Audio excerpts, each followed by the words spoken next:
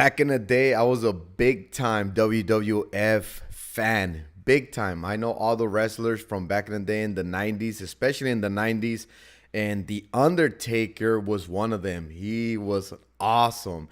His character, the character that he played from the very beginning, I don't think he ever started with another different style, because some of those characters or wrestlers, they kind of evolved throughout the years. And I think The Undertaker was always, from day one, The Undertaker. Just his uniform kind of costume or whatever you want to call it changed a little bit, but he was always consistent. That's why he grew so big, because everybody started to know him and the word got out. And once you change something, now you got to kind of start over and start advertising or just marketing or whatever, in order to get your name out there again and form that clout. But The Undertaker was awesome. He was always one of my favorites, especially when he wrestled like Stone Cold Steve Austin, of course. What's his name? Hulk Hogan, the Ultimate Warrior, all those, Jake the Snake Roberts. I had a blast with WWF, and as you know it by nowadays it's WWE, World Wrestling Entertainment, instead of Federation. I guess they were gonna get sued for the name WWF, so they ended up changing it to WWE. Anyways, welcome to another reaction video. I'll be concentrating on motivation here. What motivated these guys to get to where they were? And I'm always interested in their training, their fitness, nutrition, discipline, all that stuff. Because if you're new to my channel here, I was in the Marine Corps for a few years. I went overseas and served in Operation Iraqi Freedom. I was a martial arts instructor there, and I was also a Marine Corps drill instructor. So I met some Marines in my time there in the Marine Corps. And now I'm a certified personal trainer, and I created Manny's Fitness Program. It's an indoor boot camp and personal training program, and we also offer online live boot camp. If you're interested in any of those services, if you're here in town where I live at, the link is in the description box. But other than that, let's get into it. We have Mike Tyson. He does a lot of interviews. Mike Tyson has been doing a great job bringing the right people to his podcast. And now I don't watch these podcasts a lot, but this one caught my attention because the Undertaker, he's been going through some changes, and it's pretty cool to watch this guy in real life. And if you watch the whole episode, you'll be able to notice that he's actually an introvert, to where he's actually shy. He can't really speak in front of anybody. He has stage fright, believe it or not.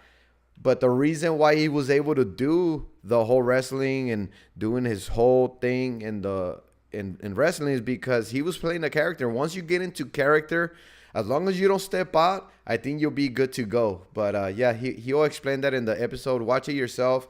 And other than that, let's kick it off. If you have a question, comment, concern, make sure you leave it down below. I love reading your comments, answering your questions, all that good stuff. Let's go into it. So one thing I caught here was that Mike Tyson says, the reason why I liked it is because it was like a soap opera. I was like, okay, see, because a lot of people be hating on wrestling. They be saying that it's fake and this and that. And yes, some of the things might not be completely 100% real, but I believe 97.6777, it was real. They got hurt, it hurt, and it was a lot of work, and it was still real. So I don't know, if you're hating on wrestling, you're missing out. Well, right now I don't really watch the wrestling nowadays. Now they got carried away with actually being a soap opera. But if you watch it, let me know in the comment section. Let's get into it. And listen, what was that wrestler name again? He's such a vain wrestler, and Muhammad Ali saw him, and that's why he started doing this. What's that guy's name? Gorgeous George. Gorgeous George, yeah. Yeah, Muhammad Ali saw him, and he emulated him. Look how beautiful I am. Am I beautiful? Yeah, isn't that true? Yeah, there Ali is, was right a there. big wrestling fan, too. Big fan. Yeah. Listen, Gorgeous know why people George. love wrestling, keeping it real? Because it's a soap opera for men. You know what I mean? We get attached to those guys. We want to know more about them. Notice the Undertaker didn't really agree with that. He's like, a soap opera. I don't think a soap opera is. No, I don't think so. I think he didn't really want to. I don't know. Well, let's see what he says. Stay in touch with them. We get mad when they lose. You know, we celebrate when they win. It become a connection. For sure. I saw Bruno Sammartino, nigga. I was almost crying. The Undertaker's face. He's like, did you say I was in a soap opera? Heck no. I was blood.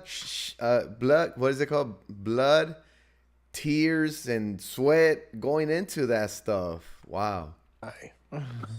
He defended the title. He beat everybody. Don Leo, Jonathan, the Wolfman. John told us didn't fight him. Peter Morales. Man, he beat Moondog Maine. He beat them all. Yeah. He beat them all. Yeah, he beat them all. Till Billy Graham took his title. He had it for 12 years already. Yeah. Bruno had a long run as champion. It's really unheard. I saw all his defenses, man. Yeah. Stand the man, stay there. Mike Tyson was a pretty big wrestling fan. He knows a lot of the old school names. I think Mike Tyson, he was, when he was in his prime, I was maybe in around 10 years old or something like that. But I do remember some of his fights. Until today, you already know Mike Tyson. Mike Tyson, he left a legacy. He left a legacy in every fight that he was in, KO in the first couple of seconds. But anyways, let's see what else he says, because Killer Kowalski. he knows a lot of names from back in the day. That's a real good point you bring up, Mike. 'Cause I remember even growing up, how invested I used to be, and how upset I'd get. Yeah, somebody lose. When someone lose, me and my boys, we'd be like, no, there's no way. Right? There's no way Rock's losing. There's no way. And I used to get so hot when he would lose. Spiros Arion. He used to do the drop kick. The knee breaker. Boom, crash the guy's spine and his knees. Yeah, it's it's funny because I think people use it, especially they used to use it as an escape, right? Yes. Because you had whatever character was out there, you had somebody for. There was somebody for everyone, right? For everyone. And it was cool that people could lose themselves in their reality. It's amazing now. So now I'm going out and doing. My favorite wrestler was the Ultimate Warrior. He was my favorite wrestler. That guy was crazy, huge. He was always intense. And man, I used to love watching that guy. And then again, the Undertaker as well. But I was the same way. I was like, man, getting hot, like this guy said. My one-man show, which for my whole career I never talked about. I didn't talk like this, right? If it wasn't Undertaker related, you didn't hear anything from me. So now that I've retired, and so I'm going around doing this one-man show and talking about these kind of stories and everything. It's amazing. So I'll do a meet and greet. They love Andre's story, though. Oh yeah, they just. But they're again, they want to hear all that behind the scenes stuff. But it's amazing when I do my meet and greets, right? The amount of people that come up to me and say, if it hadn't been for you and Monday Night Raw, I don't think I would have made it. I could see that too. Yeah, I can see that. And you're like, you kind of lose sometimes. You lose that sense of how much who you are. Yeah, to you're nobody. That's humility. Do you guys believe that? Do you believe that there's some people that say, like, if it wasn't for Monday Night Raw watching WWF or WWE, they wouldn't have made it? Like, really? Like, because you started watching wrestling, you didn't do something stupid or what? I don't know. To that level, I guess there is some crazy fans out there, I guess. You're going out and you're doing, you're doing this thing you're passionate about and everything, but you have no idea sometimes how you affect other people and the responsibility that comes with that. I'm talking about, this one girl, she stopped me. I think it was in Philadelphia. And I mean, she just kind of, she goes, yeah, I had my whole plan. I was going to do it. And it came down to it. And he says, the only reason I didn't follow through with my plan is because I wanted to see what you were going to do on Monday night. I think he's do you guys get what he's talking about, right? The plan to get erased, basically, to get erased from this life.